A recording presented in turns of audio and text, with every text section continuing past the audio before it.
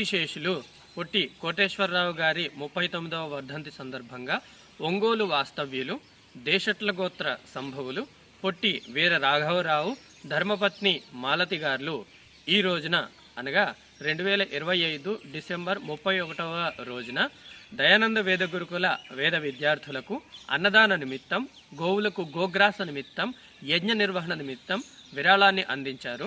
విరాళాన్ని అందించినందుకు దాతలకు హార్దిక ధన్యవాదములు. భగవంతుడు పొట్టి కోటేశ్వరరావు గారి ఆత్మకు శాంతిని చేకూర్చాలి. వారి జీవితమునందు ఆచరించినటువంటి కర్మలను బట్టి వారికి సద్గతిని చేకూర్చాలని ఆ పరమేశ్వరుణ్ణి మనస్ఫూర్తిగా ప్రార్థిస్తున్నాము. వీర రాఘవరావు గారు మంచి దాతృత్వ స్వభావం కలిగినటువంటి దాత. ఫ్యామిలీ క్లబ్ అను సంఘానికి అధ్యక్షతను వహిస్తూ రాఘవరావు గారి ఆధ్వర్యంలో ప్రతి నెల వృద్ధాశ్రమాలకు, అనాథ పిల్లలకు మరియు గోశాలలకు ఎన్నో రకాల సమాజ సేవ కార్యక్రమాలను వీరి ఆధ్వర్యంలో వీరు నిర్వహిస్తూ ఉన్నారు. మరి ఈ విధమైన దాతృత్వ స్వభావం కలిగినటువంటి వీర రాఘవరావు గారికి భగవంతుడు నిండు నూరేళ్ల ఆయురారోగ్య ఐశ్వర్యములను ప్రసాదించాలి.